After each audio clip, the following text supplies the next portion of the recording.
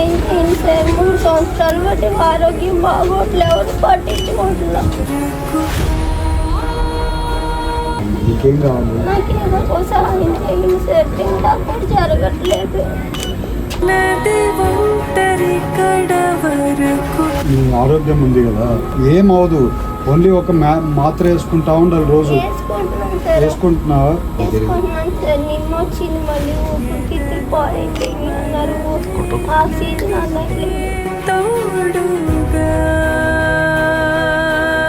ఇప్పుడు ఏ డాక్టర్ చూపించుకుంటున్నావు? Vijayawada government hospital చూపించుకున్నావా?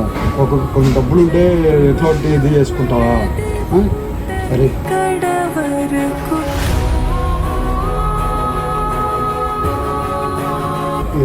తీసుకొని వచ్చి ఇచ్చేసి సరే కాదు మళ్ళీ పెట్టుకో, చూపించుకో. పెన్షన్ ఎట్లా వేస్తాను మీకు?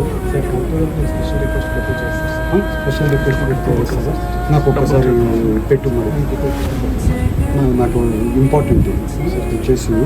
కాదమ్మా 4,000 వస్తుంది, సరిపోతుంది? అది సరిపోతుంది, నెలకి 4,000 సరిపోతుంది కదా? అట్లయితే నేను కలెక్టర్తో మాట్లాడతాను. నీ డీటెయిల్స్ అన్నీ తీసుకోవాలి. 100% వెంటబడైనా కొంచెం చేయించేయండి ఆ పాపకి. ఏం లే, ఆ పాపకి మాత్రలు కొనుక్కొని భోజనం చేసుకోగలిగితే మళ్ళీ సెట్ అయిపోతుంది. కొంచెం అది హెల్ప్ చేసేయండి. నేను ఫాలోఅప్ చేసుకుంటాను మళ్ళీ. నేను 4,000 నాకు రేపు వెళ్ళి జాయింట్ కలెక్టర్తో మాట్లాడేసి చేపించేసి రేపు చేపిస్తామా.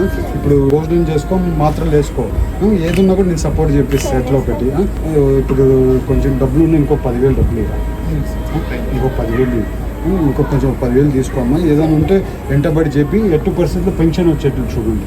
లేకపోతే ఎవరికి చెప్పాలో చెప్పండి, నేను చెప్పిస్తాను. జాగ్రత్తగా చూసుకో.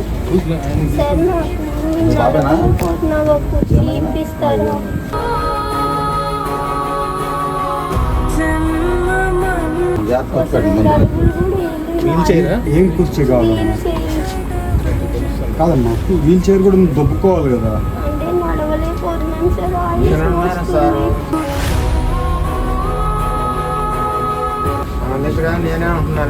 సరే నీకు ఒక వీల్ చైర్ ఇస్తాను అమ్మా, రేపు పంపించేస్తావు. తీసుకొని ఇచ్చేస్తా, రేపు పంపిస్తాను అమ్మా. ఒక వీల్ చైర్ పంపిస్తాను. నువ్వు ఎట్టి పరిస్థితుల్లో పెన్షన్ పెట్టించుకోవడానికి రాకేష్ ఫాలోఅప్ చేసుకో. ఇది పర్సనల్గా తీసుకొచ్చేసి ఇస్తాను. కాల్సిన కలెక్టర్ చెప్పి వేరే స్పెషల్ ఇంట్రెస్ట్ కింద చేపిస్తానమ్మా, చేపిస్తాను. నువ్వు ఏదైనా ఇబ్బంది ఉందంటే ఇంకో 10,000 ఇచ్చేసి ఫస్ట్ భోజనం చెప్పమ్మా. భోజనం చేసి కొంచెం ఇది ఉండు. భోజనం చేస్తే ఏమవుతుంది నీకు? భోజనం చేస్తే మాత్రలు వేసుకో. ఓకేమ్మా?